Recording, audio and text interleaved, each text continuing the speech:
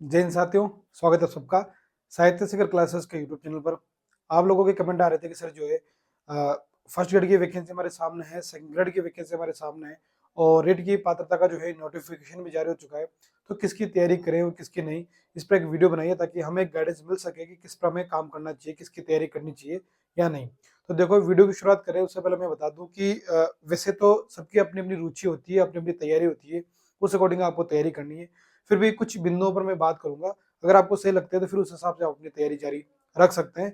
बाकी जो नए अभ्यर्थी हैं उन्हें पता हो कि शायद सिकर क्लासेस पर हमने निःशुल्क कोर्स चला रखा है फर्स्ट ग्रेड, सेकंड ग्रेड और रेट को लेके। तो आप किसी भी विषय से तैयारी कर रहे हो तो शायद सिकर क्लासेस जुड़ सकते हैं और टेलीग्राम चैनल भी ज्वाइन कर सकते हैं। ठीक है, तो बात करेंगे कि तीनों भर्तियां एक साथ है, किसकी तैयारी करें और किसकी नहीं। स्कूल व्याख्याता की तैयारी करें या वरिष्ठ अध्यापक की तैयारी करें या फिर रीट की तैयारी करें। अब देखो, ये चीज जो है इसमें अगर आपने सही निर्णय नहीं लिया तो 2025 में भी आपके हाथ बेरोजगारी लग सकती है।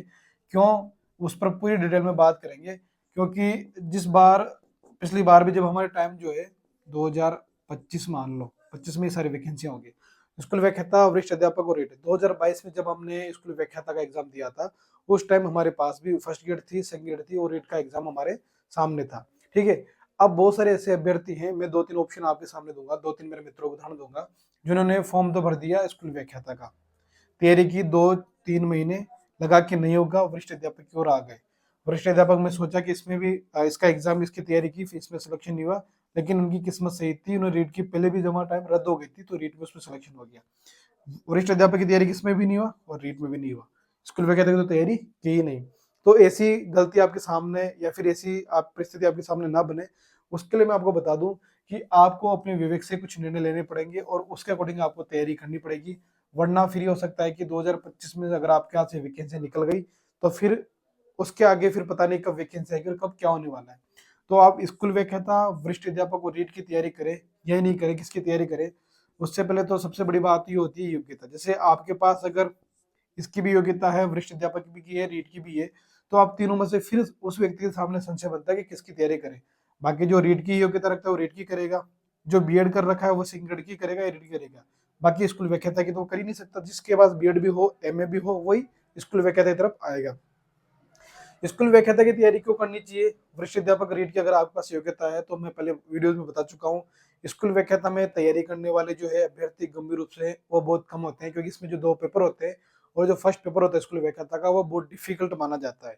वैसे होता नहीं है, अगर आपकी रणनीति सही हो, आपको ये पता हो कि मुझे क्या पढ़ना है, क्या छोड़ना है, कहाँ कितना इंपॉर्टेंट है, कितना नहीं, तो अगर आप स्कूल व्याख्याता की तैयारी कर रहे हैं तो बहुत सेफ जोन में तैयारी कर रहे हैं। फॉर्म भरे जाएंगे बहुत ज्यादा, लेकिन तैयारी करने वाले अभ्यर्थी होते हैं बहुत कम।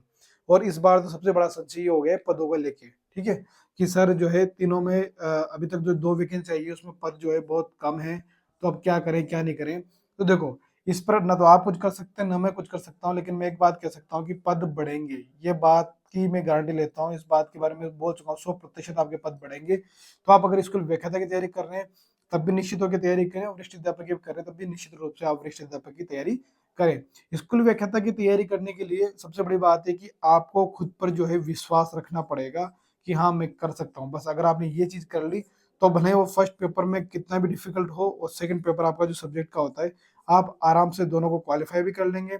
40% का नियम आपको पता ही है, और सफलता भी आप सुनिश्चित कर लेंगे।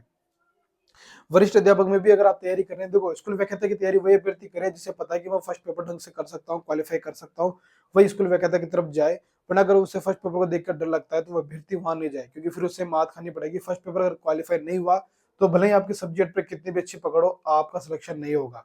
ठीक है, और स्कूल व्याख्याता का फर्स्ट पेपर क्वालिफाई करना इतना मुश्किल नहीं है। जैसे कि जो अभ्यर्थी सबसे ज्यादा डरते किससे हैं, साइंस से, मैथ से, रीजनिंग से और इंग्लिश से। वो तो मुझे भी नहीं आती थी, उनको तो मैंने भी स्किप किया ना, इंग्लिश मैंने भी छोड़ा, लेकिन फिर भी मेरा हो गया। क्यों, क्योंकि बाकी जो सब्जेक्ट उनमें अच्छी पकड़ कर ली। तो ये आपके ऊपर निर्भर करता है कि आपकी योग्यता के हिसाब से आपका कितना इंटरेस्ट है और आप कितना कर सकते हैं। अगर आपको लगता है कि सर नहीं मैं कर लूंगा, मैथमेटिक्स रीजनिंग बाकी छोड़ने के बाद भी लगभग 55%, 55 क्वेश्चनों का मैटर पड़ता है, 55 में से आपको 35 से 40 के बीच का स्कोर करना है। अगर आप वो योग्यता रखते हैं तो आप फर्स्ट ग्रेड की तरफ आइए। फर्स्ट ग्रेड सबसे आसान है, सिलेक्शन लेना भी और तैयारी करना भी, सिलेबस भी छोटा है बजाय रीट सेकंड ग्रेड के, और भीड़ भी बहुत कम मिलेगी। वहां आपको फर्स्ट ग्रेड की तरफ बनाए, लेकिन फर्स्ट पेपर के एक बार देख लीजिए, अगर खुद पर कॉन्फिडेंस हो तो ही आना है, वरना फिर बाद में ये हो कि सर आपने कहा फर्स्ट ग्रेड तैयारी के लिए और बाद में मुझसे फर्स्ट पेपर क्वालिफाई नहीं हुआ और हमारा सिलेक्शन नहीं हुआ, ये चीज नहीं होनी चाहिए। अगली बात बता दूं कि सबसे बड़ी बात होती है कि इस द्वंद में कि तीनों में से किसकी तैयारी करें, इसमें आप अपने स्व विवेक का भी निर्णय सबसे इंपॉर्टेंट है। आप खुद सोचेंगे कि मैं किसकी योग्यता रखता हूँ और मुझे कितनी क्षमता है, उस अकॉर्डिंग मुझे उसकी तैयारी करनी है, क्योंकि आपका विवेक और आपको आपसे बेहतर कोई नहीं जान सकता, ठीक है। आप खुद को ज्यादा अच्छी तरह से समझते हैं, आपकी क्षमताओं को, अपनी कमियों को, उस अकॉर्डिंग निर्णय लेंगे। बाकी टारगेट एक बनाएंगे, वो स्कूल व्याख्याता हो या वरिष्ठ अध्यापक हो। रेट की पात्रता अभी तो आपको सबको क्लियर करनी है, भले स्कूल व्याख्याता की तैयारी करने वाला अभ्यर्थी हो या वरिष्ठ अध्यापक, क्योंकि रेट की पात्रता होने के बाद, जैसे मान लो स्कूल व्याख्याता की एग्जाम के बाद अगर रेट के लिए आपको 3 महीने मिल जाते हैं, वरिष्ठ अध्यापक के बाद अगर 2 महीने मिल जाते हैं, तो फिर आप मुख्य परीक्षा की भी तैयारी करेंगे। उससे क्या होगा, भले आपका स्कूल व्याख्याता में सिलेक्शन हो रहा है या वरिष्ठ अध्यापक में सिलेक्शन हो रहा है, पर 2 महीने 3 महीने मिलते हैं, तो आपको रेट की तैयारी करनी चाहिए। सिलेक्शन हो जाता है तो अच्छी बात है, क्यों, अगर मान लो कोई नेगेटिव परिणाम हो गया स्कूल व्याख्याता वरिष्ठ अध्यापक को लेके, तो कम से कम आपको जॉब तो मिल गई। 2025 में ये तो नहीं हुआ कि आप जॉब से निकल के, मतलब बिना जॉब लगे फिर बाहर आ गए, ऐसा तो नहीं होगा, ठीक है। तो इस बात का ध्यान रखना है। तो स्कूल व्याख्याता वरिष्ठ अध्यापक तो आपको इस हिसाब से आना चाहिए। बाकी आपकी, अगर आपके राजस्थान जीके वाले पार्ट पे अच्छी पकड़ है, और बात करें दूसरे मनोविज्ञान और आपके विषय पर तो पकड़ होनी ही चाहिए, तो फिर आपको अपने सेकंड ग्रेड की तरफ आना चाहिए, ठीक है। राजस्थान जीके, मनोविज्ञान और विषय पर तो अच्छी पकड़ होनी चाहिए। बाकी राजस्थान जीके पर आपकी अच्छी पकड़ है तो फिर आपको वरिष्ठ अध्यापक देखना चाहिए फर्स्ट ग्रेड की बजाय, क्योंकि फर्स्ट ग्रेड में अगर आप मैथमेटिक्स, रीजनिंग इनके पीछे से डर लगता है, तो अगर ये दोनों करने के बाद भी आपको लगता है, बाकी जैसे जिसके पास रेट की योग्यता है वो रेट की करेगा, फिर आपकी रुचि भी है कि नहीं सर मेरा तो टारगेट ही फर्स्ट ग्रेड है, तो फिर आप फर्स्ट ग्रेड ही करेंगे। सर मेरा टारगेट ही सेकंड ग्रेड, तो मैं सेकंड ग्रेड ही करूंगा, और मेरा टारगेट रेट की है तो मैं तो रेट की तैयारी करूंगा।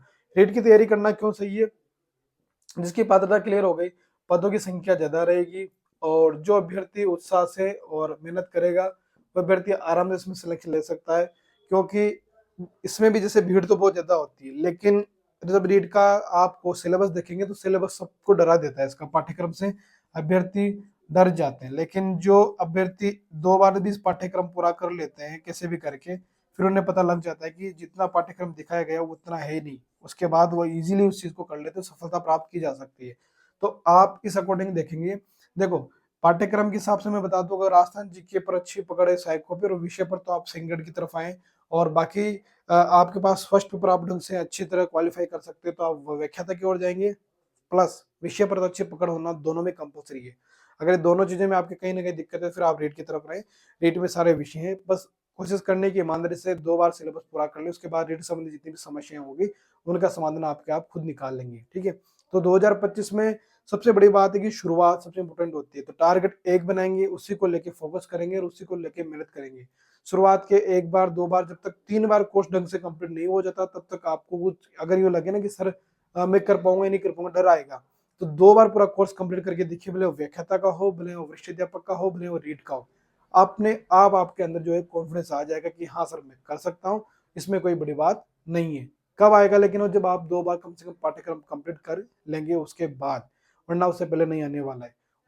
और भी अन्य ऐसी बहुत सारी बातें हैं बुक लिस्ट के बारे में, रणनीति के बारे में, तो आप साहित्य शिखर क्लासेस जो यूट्यूब चैनल है उसे देख लें। वहाँ सारे वीडियोस अवेलेबल हैं, हर टॉपिक को लेके, हर हर जो विषय, छोटा छोटा जो मुद्दा बनता है अभ्यर्थियों को लेके, उनमें मैंने वीडियो बना रखे हैं। आपके मन में भी कोई डाउट हो तो कमेंट करेंगे तो उस पर वीडियो बना दूंगा कि इस पे बात होनी चाहिए। बाकी 25 आपके लिए वो सुनहरा अवसर लेके आ रहा है। इस सुनहरे अवसर को अगर आपको हाथ से नहीं जाने देना है तो अब आपके पास ज्यादा समय नहीं है। एक निर्णय ले लीजिए, एक ऑप्शन जो है आप बना लीजिए फिक्स कि मुझे यही करना है, और पूरे डेडिकेट हो जाइए, और उसके लिए अपना डेली का 8 घंटा 10 घंटा देना प्रारंभ कर दीजिए। समय बार बार लौट कर नहीं आता है, वो समय मिलेगा भी नहीं आपको बाद में, इसलिए अभी का जो समय उसका सदुपयोग करेंगे, किसी भी तरह इस समय को जो है अपने हाथ से नहीं जाने देंगे। बाकी जब 25 में आप अपना ड्रीम कंप्लीट कर लेंगे, भले आप रीड के रूप में चयन प्राप्त करें या वरिष्ठ अध्यापक के रूप में चयन प्राप्त करें, फिर अगर आपको स्कूल व्याख्याता की तैयारी करनी है तो इन फ्यूचर भी आप तैयारी कर सकते हैं जॉब में आने के बाद भी। आप अभी अपनी परिस्थिति के अकॉर्डिंग देख ले कि मुझे किसकी तैयारी करनी है। आपको देखो, मैं एक मानता हूँ कि जो निम्न वर्ग से या फिर मध्यम वर्ग से जो व्यक्ति आता है, उसकी सबसे पहली प्रायोरिटी होती है जॉब लगना। जॉब लगने के बाद फिर अपने सपने जितने भी बड़े हैं उसको पाने के लिए वो आगे मेहनत कर सकता है। तो कोशिश करें कि 25 खाली ना जाए। 25 में आप भले वरिष्ठ अध्यापक में चयन लें, भले व्याख्याता में लें या रेट में लें, 25 में आपके पास एक नौकरी, एक जॉब होनी चाहिए। उसके बाद आगे की तैयारी आप अपने हिसाब से कंटिन्यू रख सकते हैं। ठीक है, तो बस अब आप दृढ़ निश्चय बना के तैयारी करना प्रारंभ कर देंगे, और किसी भी तरह की समस्याएं आएगी तो कमेंट करेंगे, मैं वीडियो बना के आपको उसका समाधान बता दूंगा। ठीक है, तो मिलते हैं नेक्स्ट वीडियो में, तब तक के लिए जय हिंद, जय भारत।